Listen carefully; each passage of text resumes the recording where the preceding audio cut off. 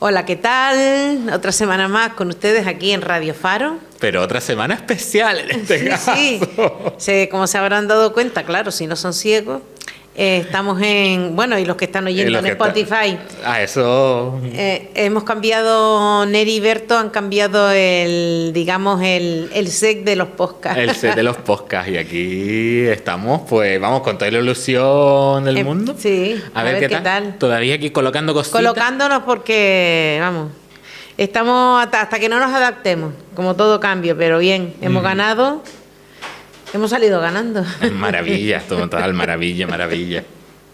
El problema es para ustedes, que ahora nos ven más claro. Pues nada, Carmita, ¿cómo anda usted? Pues muy bien, Dieguito. ¿Y tú qué tal tu semana? Yo nirvanado. Completamente. Totalmente. Claro, y la influencia que doy. Total. Reparto Nirvana. El Nirvana es como el amor infinito. Sí, yo se los recomiendo. Una tarde con Carmita y vamos, o sea, salen, si no, descojonados, perdidos, de buen rollo mínimo o a hostia. Pero eso también es bueno. Bueno, hombre, claro, a lo bueno y a lo malo. Pues bueno, porque es la historia de Canarias puta esta semana, Dieguito. Maravillosa. O sea, hoy vamos a hablar de putada. Hoy vamos a hablar de una historia que es horrorosa. O sea, bueno, es el ejemplo típico de lo que es la corrupción en Canarias. O sea, sí, o sea, la semana pasada nosotros les hablamos de un caso de corrupción en el siglo XIX en Lanzarote, el asunto de Chesanova fue que hoy los que nos están mirando todavía pueden seguir viendo en esta mesita que hemos vuelto a poner el libro en primer plano. Y claro, les habíamos dicho, Carmita había dicho justamente que todo el follón que se montó contra Chesanova, que fue, pero una cosa de la élite entera de Lanzarote a por él. La élite que luego calentó a la gente de pueblo para que también fuera por él. Completamente, era todo una cortina de humo. Claro, en un capítulo solo no nos daba para hablar de la cortina de humo que intentaba tapar algo muy gordo. Entonces, pues ya entramos hoy. Y vamos a lo gordo. Vamos a lo gordo. Está relacionado evidentemente con este hombre, pero ¿dónde empieza esta historia? Pues esta historia empieza en las Islas Salvajes, en este caso, que para quien no lo conozca, las Islas Salvajes son unas islas que están... hoy en día se disputa la soberanía entre Portugal y España. No, ya creo que eso estuvieron durante 500 años así, pero todavía sigue. Y que están como entre Azores y Canarias, un poco más cerca de Canarias que de Azores, y son unas islas que no están habitadas. O sea, que lo que tienen ahí creo que es como un rollo para investigación científica o algo así. Pero en su momento, en el siglo XIX, encalla un bergantín inglés que había salido de Londres rumbo a la Guayana británica, o lo que hoy es la Guayana justamente en Sudamérica. Este barco de 188 toneladas llevaba 8 hombres y un capitán y transportaba textiles, hierro, otros artículos de este estilo, y encallan el 23 de mayo de 1864. La tripulación es rescatada por un velero de pesca que salía de Santa Cruz de Tenerife, y el cargamento de este barco fue recuperado por barcos que partieron desde Arrecife. Aquí ya empieza la vinculación con Chesanova, justamente, que era el puerto pues que le correspondía en este caso el rescate justamente del barco.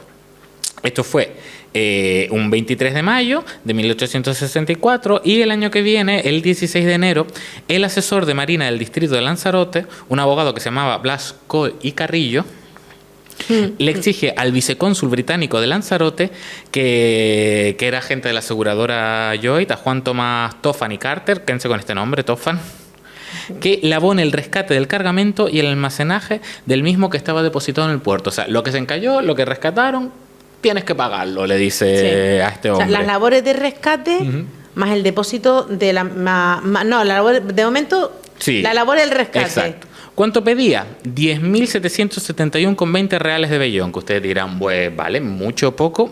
Al cambio, 150.000 euros, unos 150.796 euros en concreto. Este dato es un dato que, por cierto, que buscó Carmita, porque tiene esa mente analítica poderosa. Sí, claro, que ella... para saber. para saber. Pero bueno, hoy un vellón real, un real de vellón en numismática vale 90 y pico euros. O sea que esto... Estuve echando cuenta y 10.700 eran como varios millones de euros. Sí, o sea, el cambio o sea, digamos, con el valor que se le da hoy en día, pero en su momento eran 150.000 euros, y el vicecónsul dice, perdona, ¿qué? ¿Cómo? ¿Cuánto me están ustedes intentando tangar? O sea, pone el grito en el cielo. ¿Tan exagerado era el dinero, esta cantidad en aquella época? A ver, el Blas Colde y Carrillo era un tiesto de mucho cuidado y él hizo la cuenta como a él le dio la gana. El caso es que la cuenta que él sacó fue: ayudante de marina, 2.997 reales de vellón. Acompañados, que debe ser la tropa, le digo la tropa marina que iba en el barco, 2.884 reales. El depositario es lo que había que pagar a la persona que tenía depositada la carga, 2.809 con 20 reales. El cabo de matrícula es una persona que está en el puerto, que trabaja a las órdenes del comandante de marina de esa provincia, y el trabajo suyo era supervisar la labor de los trabajadores del mar. Pues ese inspector le era 1.221 reales, eso por un trabajo de unos días, Y luego el papel de reintrego, que es la documentación, lo que tenían ellos que mover para hacer todo eso, 860 reales. Lo que decía el vicecónsul, que acuérdense lo que acaba de decir Dieguito, que también era agente de la aseguradora Lloyd, que es la aseguradora inglesa esta famosa de barco, que todavía sigue hasta hoy día, era que ¿por qué le habían cobrado a él el depósito de la mercancía cuando, según la ley, si en el puerto donde se había producido el rescate, si había un agente de la aseguradora del barco, tenían que devolverle a él la mercancía? Pues bien, los bandidos estos no solamente no devolvieron la mercancía, sino que la cogieron y la guardaron. O sea, la tenían secuestrada, casi robada y secuestrada. Porque me tienes que pagar esto para poder dártela. Entonces, ¿qué pasaba con la mercancía si no había sido entregada y estaba almacenada en otro sitio? Pues eso, secuestrada y robada. El vicecónsul no le quedó otro remedio que pagar, porque fue como un impuesto revolucionario que este tío hizo, porque no era legal tampoco cobrar esto. De momento estamos hablando del depósito, ¿vale? Al hombre no le quedó otro remedio que pagar, pero sobre la marcha presentó una queja al cónsul británico en Santa Cruz de Tenerife, y este a su vez le hace una consulta al comandante principal de Marina de Canarias si esto era legal. Pues claro que no es legal. Era completamente ilegal. ¿Qué hace el comandante principal de Marina de Canarias? Ordenó sobre la marcha una investigación, y aquí empieza lo gordo, una investigación sobre los hechos, pero además, como este Blas Colde y Carrillo había estado metido en historias como esta, en historias fraudulentas, entonces, y transacciones también que no eran nada claras, el comandante lo tenía ya cruzado. Entonces lo que hace es que ordena que se le quite el cargo y además que devuelva el reintegro que había desembolsado el vicecónsul.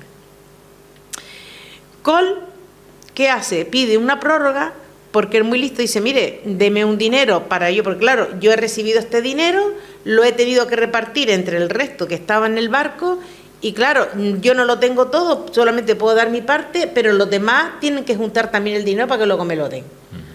Un dinero que te lo han dado por la cara y ya te lo has gastado. Y ya te lo has gastado. Todo esto mentiras, claro. ¿Qué hace? Esto suponía una desobediencia a una orden del comandante, que además era una orden judicial. Esto era una orden judicial, y se le abre una causa a Colde y Carrillo por desobediencia de esa orden del comandante y por exacciones ilegales. ¿Qué es una exacción? Una exacción es como un impuesto o un gravamen que lo impone y además lo cobra. O sea, el tío había puesto precio a una cosa y lo cobró de manera ilegal. Pero ¿qué pasa? Como no se había todavía dictado sentencia ejecutoria sobre el auto del juzgado militar, sobre ese auto que le ordenaba a él devolver el dinero, digamos que Colde y Carrillo se hizo el loco. ¿Qué es una sentencia ejecutoria? Es decir, sobre todo se dan cosas de pagos y todo esto. Cuando hay un fallo que recae sobre un demandado para que pague un dinero, si después él se puede hacer el loco, porque no hay nada que lo obligue, no hay un policía que lo vaya a buscar a la casa ni nada. Lo que tiene que hacer es el dinero en su bolsillo y llevarlo a un banco y pagarlo. ¿Qué es lo que pasa? Que muchas veces hay que ordenar hay que ordenar una sentencia ejecutoria que le diga: oiga, que este juzgado ya sabe que usted ha sido condenado a pagar un dinero y tiene que pagarlo y hágalo ya. Y todavía no se había redactado esa sentencia. los británicos harían algo, ¿no? Al respecto, Dieguito. Yo me imagino que lo primero que hicieron fue... Imagínate la calentura. O sea, quitarse la cara de bobos que se les estaba quedando. Pero de los hijos de la Gran Bretaña. Total. Pero sí, había que hacer algo. Y el vicecónsul de Recife se queja al mando de Lanzarote, pero se queja en este caso para rellenar. Para que coste, más que nada. Para que coste, total. Y el 12 de mayo advierte al cónsul de Santa Cruz que no le iba a quedar más de remedio que dar cuenta al gobierno suyo, básicamente, o sea, el gobierno británico, de que no le están haciendo ni caso en las reclamaciones. Aquí todo el mundo mirando para afuera y cobrando. Probando las gafas de cuadrillas. Aquí es que tenemos adaptación, como todavía estamos en proceso de adaptación. Adaptación al medio. Adaptación al medio. La comandancia de Marina de Tenerife le dice básicamente a los británicos, que todo el sumario ya se había trasladado al Tribunal de Justicia del Departamento de Cádiz. O sea, en principio... Claro, que date cuenta que no había autonomía en aquella época, o sea, había que darlo todo en la península. En la península, y en principio uno dice cosas en marcha. Pero el ministro plenipotenciario de Gran Bretaña se dirige entonces a la... Aquí vamos a empezar a hablar de un montón de distancias. De un montón de distancias, pero para que vean a dónde llegan, sobre todo. Porque un ministro de Gran Bretaña se dirige a la Dirección de Asuntos Comerciales del Ministerio de España para que le diga al Tribunal Supremo de Guerra y Marina, o sea, que intermediario... El que estaba en Cádiz. Que se ponga en marcha ya, que esto es una locura que vamos a ver. O sea, aquí y que dicte ya la sentencia. Que dicte ya la sentencia, que ese dinero no era... para cobrarlo en ningún momento, que se los han robado. Y ahora a desenredar la madeja, básicamente, en este caso, porque el despacho británico llega al Ministerio de la Marina, la Dirección General de Matrícula tramita esto el 12 de junio, una orden a favor de los demandantes, y la envió a la Capitanía General del Departamento de Cádiz, donde todavía tiene que venir a Canarias. Todavía tiene que llegar de vuelta. Y esta lo envía, o sea, del Capitán General del Departamento de Cádiz al Tribunal del Departamento de Cádiz. O sea, pobrecito. Sí, total. Pero funciona. Bueno, no, a ver, sí. El ex asesor de Coli Carrillo acaba siendo condenado y se ordena el reembolso de que se había cobrado ilegalmente. Ya tenemos un papelito que por lo menos... Sí, lo condenaron. Que obligaron a devolver el dinero. Total. Un escollo resuelto, pero quedan más cosas que se hicieron ilegalmente, porque esto, mi gente, no se olviden, es Lanzarote, perdón, iba a decir es Fuerteventura porque me sale el subconsciente, porque ustedes saben que yo soy majorero, y como les dije en el capítulo pasado, esto en mi pueblo podría estar pasando hoy. Bueno, en mi pueblo y aquí en Gran Canaria y en el Hierro. Sí. Un escollo resuelto, pero quedan más cosas que se hicieron ilegalmente. Estuvieron cerca de 20 meses sableando a la aseguradora, a Lloyd, y la mercancía no aparecía. Porque... Qué coraje tiene que ser eso. Vamos, o sea... Y Cole no era la primera vez que hacía trampas de este tipo, y eran trampas imposibles de que se hicieran solo, además. O sea, aquí él no estaba, el hombre tampoco por su cuenta y riesgo, ¿no? Había un entramado. Y había. Había más gente. Y esto es lo que se investigó una vez solucionado el problema del reembolso del dinero cobrado por el depósito el depósito que nunca se tuvo que haber cobrado. ¿Cómo sigue este...? Sí, porque esto no termina aquí. ¿Aquí? Pues mira, aquí es donde empieza la implicación de nuestro queridísimo Yesanova, hombre más bueno, pero muy cabezudo, y el por qué le amargaron la asistencia. Y empieza otro lío. Es decir, habíamos quedado que una vez condenado Coli Carrillo por desobedecer, porque son dos acusaciones, por desobedecer la orden judicial y por cobrar un impuesto ilegal, había que investigar qué había pasado con la carga del barco y quiénes habían estado metidos en esta estafa, o en el robo, o las dos cosas. El embajador de España el embajador de España en Londres, en su momento, había enviado un exhorto, que yo le digo lo que es, había enviado un exhorto al juzgado de Marina de la provincia de Canarias. Un exhorto es cuando una institución pide ayuda a otra, ya sea de un país a otro, como dentro de un mismo país, de una institución a otra. Entonces, el embajador en Londres dice, yo no puedo estar investigando, pero les digo a los que están allí que investiguen. ¿Qué es lo que ha pasado? Este juzgado, el juzgado de Marina, de la provincia de Canarias, que acuérdense que ese juzgado está en Santa Cruz, este juzgado lo envió al capitán general del departamento de Cádiz. No podía ir, claro, al venir de Inglaterra, que es otro país, no podía trabajar por debajo, tiene que mandarlo al de arriba. Y este juzgado lo envió a la Capitanería General y lo elevó al Ministerio de Marina. en julio de 1866. Tampoco se tardó tanto. El exhorto que solicitaba que se investigara quién o quiénes habían hecho el hurto o las ocultaciones del cargamento del bergantín inglés. O sea, ¿quién está metido en el ajo, básicamente? Claro. Porque esto, como le decía, claro, solo la mercancía no tiene patas, no se mueve sola. La Dirección de Asuntos Políticos del Ministerio de Estado ordenó al Ministerio de Marina que se pusiera manos a la obra y el asunto cae en manos del Juzgado de Marina de la provincia de Las Palmas. Y claro... De Canarias, de la provincia de Canarias. Y claro, este juzgado que está en Santa Cruz dice, a ver, ¿esto cómo se investiga? Se tiene que investigar en el lugar de los hechos. Un robo en Arrecife hay que investigarlo en Arrecife. ¿Quién lo tiene que investigar? El responsable de ese puerto. ¿Quién es el responsable de un puerto? Que ya lo dijimos la semana pasada. Pues la ayudantía de Marina de Arrecife. En este momento todavía no estaba incorporado Francisco Yesanova. Había otro señor. Pero se llevó para allá y se quedó parado. Y estuvo parado durante año y medio hasta que se incorpora Yesanova. Mira tú qué casualidad, que hasta que no llega él no se mueve un pelo. Es que el predecesor de Yesanova lo paró todo, y la cosa iba lenta, muy lenta, muy lenta. Pero como nosotros conocemos a nuestro amigo Yesanova, el asunto empezó a tomar mucha celeridad. Y claro, los implicados estaban cagados por las patas para abajo.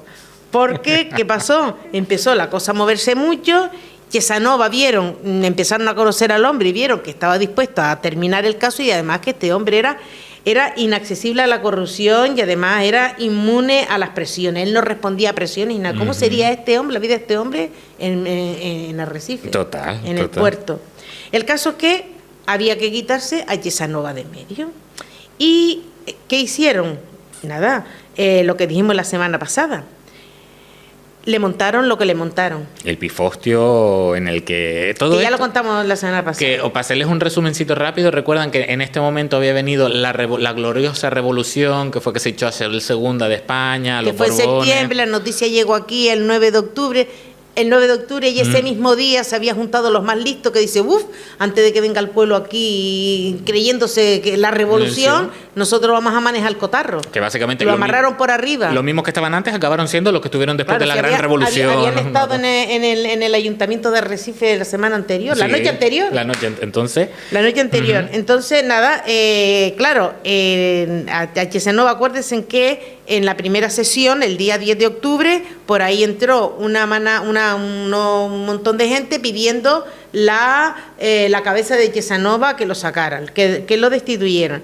Y claro, después de las destituciones estaban todos más contentos que unas Pascuas.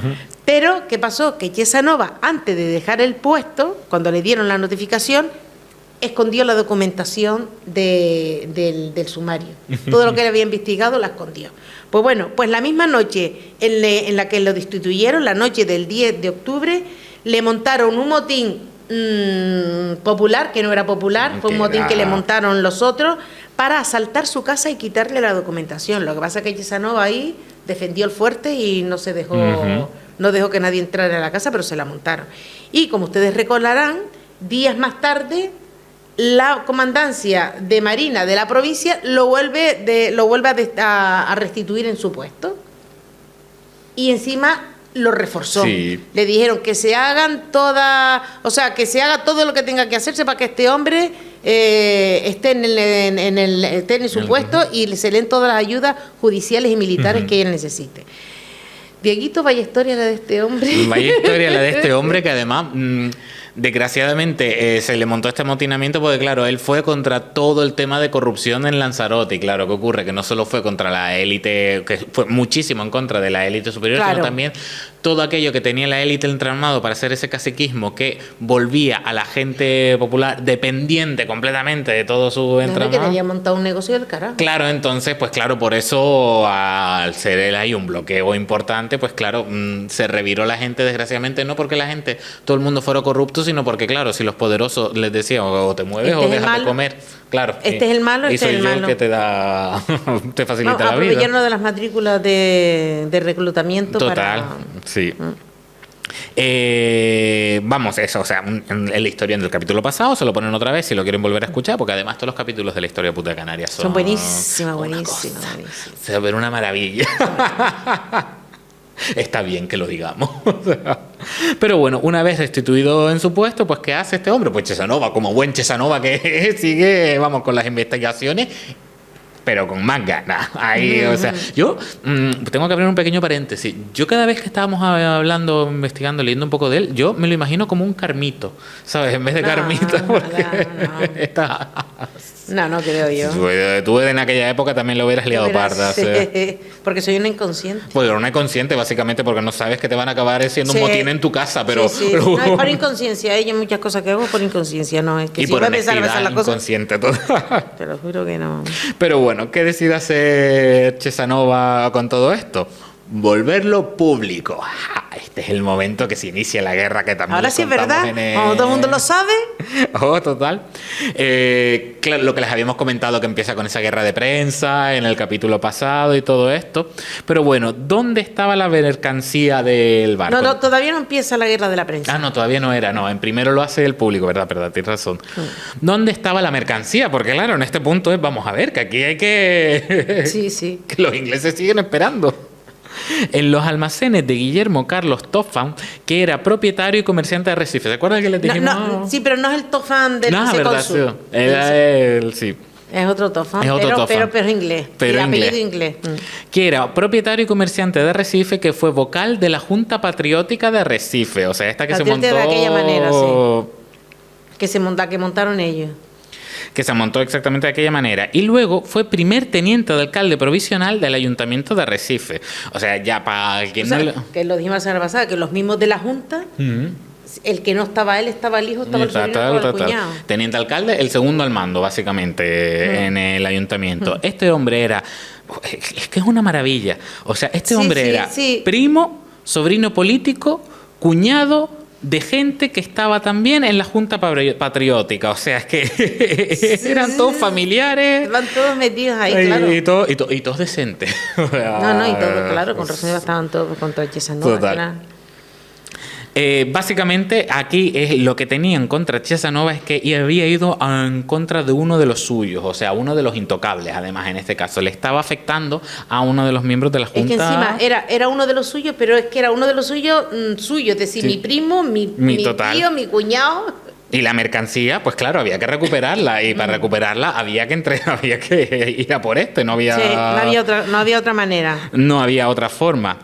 Carlos Schwartz, que fue el que montó la carajera en el primer pleno de la Junta pidiendo la destitución de Chesanova y todo esto, era cuñado además de Blas Col y Carrillo, o sea... Es que estaban todos ahí. Estaban todos ahí, que se lo mencionamos también en el capítulo pasado. Bobos? Porque es que se casaban unos con otros. Así, mira, de eso, les voy adelantando ya el siguiente capítulo de la semana que viene, vamos a hablar de cómo la gente, los Austria básicamente, la monarquía que reinó España hasta los Borbones, cómo no salían bobos.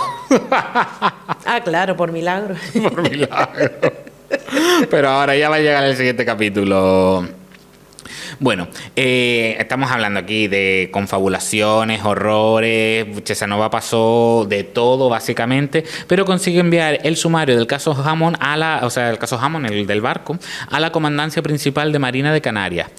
Sin embargo, Tenerife. La historia no acaba aquí, porque en enero de 1869 acontecen las elecciones constituyentes de la Primera República. Toda esta élite de Arrecife, que es ya la que les hemos contado, que nosotros las conocemos y entre ellos se conocían aún más. Sí. Exige, es que esto ya es un momento... Esto es la... O sea, porque la historia se está acabando, pero para que vean ustedes cómo se acaba todo esto de repente, que es que vienen las elecciones de la Primera República y la élite de Arrecife exige que de los dos candidatos que le corresponde a la circunscripción oriental de Canarias, esto es Gran Canaria, Fuerteventura y Lanzarote, uno sea de Lanzarote para que éste represente en las Cortes los intereses de la gente de Lanzarote y Fuerteventura. Podría haber sido Fuerteventura. Podría haber sido uno de Fuerteventura que representara los intereses de Fuerteventura y de Lanzarote, pero, o sea, fue... Que ya te digo a ti que no son los intereses de la gente de ni Fuerteventura de Lanzarote ni Fuerteventura, los de estos empresarios del puerto, básicamente. Sí. Y a que no adivinan quién salió de diputado por Lanzarote. Topham. No se lo van a imaginar. O sea, Tofán, el implicadísimo. El que tenía la mercancía, en sus almacenes. Escondida. O sea, el ladrón. más indecente de todos. El ladrón. Y bueno, pues esto fue, espera que se lo diga otra vez, en enero son las elecciones. Esto es una maravilla, porque enero hace sus cosas y en el mes de marzo pide una licencia para ausentarse en el extranjero por asuntos personales hasta junio. ¿Qué ocurre aquí? ¿Por qué? ¿Cuál era su real interés en ser diputado? Es que esto es ya fantástico. Sí. Porque es que lo que le interesó, que fue lo que gestionó estos meses, es tener acceso como diputado... Entre su nombramiento de diputado, que sería a principios de febrero, hasta que se fue por la excedencia... Sí, o sea, un mes y algo, en verdad, estamos hablando... Lo que hizo fue tener acceso a la documentación que había en el sumario, en el archivo de la Comandancia Principal de la Marina, con el tiempo suficiente para hacer magia putagia. ¿Ahora lo ves? Ahora no lo ves. Ahora ya no lo ves. Ahora no lo ves.